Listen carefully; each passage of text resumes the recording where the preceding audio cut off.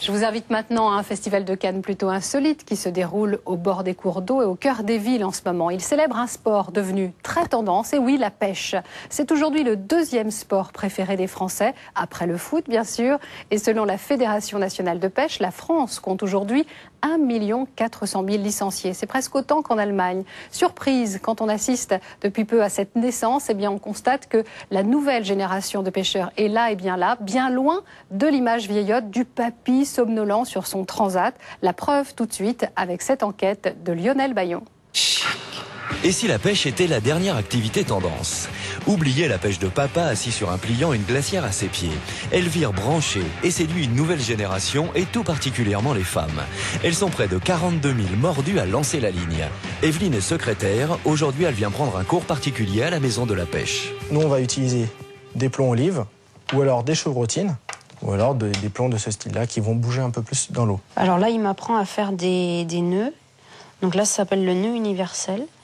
Voilà une boucle de confirmé et une boucle de débutant. On voit bien que la boucle est beaucoup plus grosse. Et encore, je me suis pas trop foulé. Il faut pas avoir peur de se saillir les mains, d'aller au bord de l'eau sans avoir peur de tomber à l'eau. Faut pas avoir peur de se mouiller, quoi. Je vais chercher le ver de terre et puis on y va. Après une matinée d'apprentissage, place à la pratique. Evelyne part taquiner sur les berges de la Seine. Il n'y a pas de qualité vraiment intrinsèque féminine. La pêche demande peut-être des qualités un petit peu d'attention, de réflexion aussi, parce que si on veut vraiment bien arriver à la pêche, il faut se concentrer sur le poisson aujourd'hui, qu'est-ce qu'il va manger, quel appât, à quel endroit. Il n'y a pas de qualité qui serait plus pour les femmes ou pour les hommes. Les femmes se mettent à la pêche simplement pour avoir un bon moment à passer au bord de l'eau. C'est un petit challenge. Est-ce qu'on va arriver à faire du poisson ou pas? Là, je crois que j'ai quelque chose. Doucement, doucement, doucement. Plus doucement que ça, parce que tu as du fil fin. Hein. C'est bizarre, ça se débat pas comme une perche. Non. Une perche, c'est plus nerveux que ça. Ouais, ça doit être un silure, ça. Il va se décrocher, regarde-le. Là, tu remontes la canne doucement. Voilà. Ah, ben chouette. Et ben voilà. T'en as déjà attrapé des silures? Non. Ah ben voilà, c'est ton premier. Ah, il est pas énorme, celui-là, mais une belle bête. Alors, satisfait? Satisfaite, oui. On essaye de faire changer cette image de papy qui est au bord de l'eau, qui a sa canne au cou, son litron de vin à côté. La pêche moderne, c'est pas du tout ça. La pêche moderne, c'est une pêche qui est active, qui est très très proche de la nature, qui permet justement, même aux citadins, de se rapprocher de quelque chose qu'ils ne pourraient pas trouver dans leur vie normalement. Frédéric a 33 ans. Il fait partie d'une nouvelle génération qui bouscule la pêche traditionnelle. Là, je suis en train de me préparer pour aller à la pêche. Je me prépare pour aller sur le canal Saint-Martin, là, juste à côté. Et voilà, donc là, j'ai préparé une petite sélection de leurres qui vont bien quoi, pour ces eaux-là. Frédéric est un street fisher, un pêcheur de rue. Son terrain de pêche, ce sont les cours d'eau des cœurs de ville. Je suis en train de choisir le premier leurre que je vais mettre à l'eau, donc voilà, c'est un peu délicat. Voilà, on se met en action tout de suite et puis faut pas traîner, quoi. Depuis quelques mois, ces branchés urbains mettent une claque au vieux cliché de la pêche tranquille, statique et pépère. Ils pêchent n'importe où, n'importe quand. Il y a du monde là aujourd'hui, là, c'est cool ça. Ça vient de sauter là, voilà.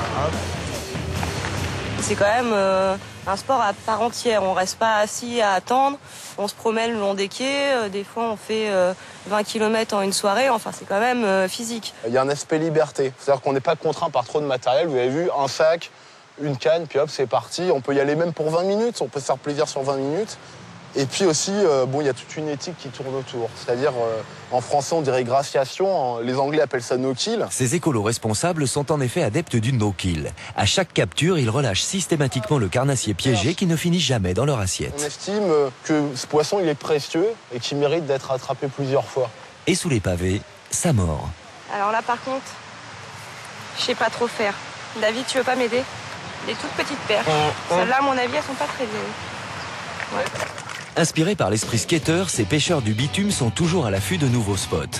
Toujours en mouvement, ils se déplacent aussi bien en vélib qu'en métro. Et côté look, ces accros de l'hameçon ne sont pas encore des fashion victimes. Il n'y a pas un look qui se rapporte forcément au street fishing. J'ai un look plutôt street tout court en fait. C'est-à-dire qu'on n'a pas encore de style vestimentaire. Alors les lunettes, c'est pas uniquement de la frime, il y a aussi le fait qu'elles sont polarisantes, donc je peux voir les poissons dans l'eau. C'est un peu de la triche, mais c'est comme ça. Ça mord pas terrible là. Il y a les jours avec, il y a des jours sans, un peu comme dans la vie, quoi. S'il n'y a pas des moments moyens, on ne profite pas des vrais bons moments à leur juste valeur.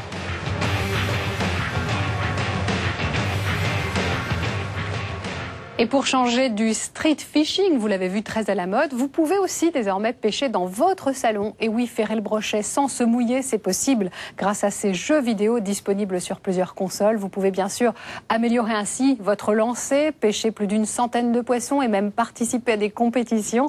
Et bien sûr, c'est très écolo tout cela puisque les poissons sont virtuels.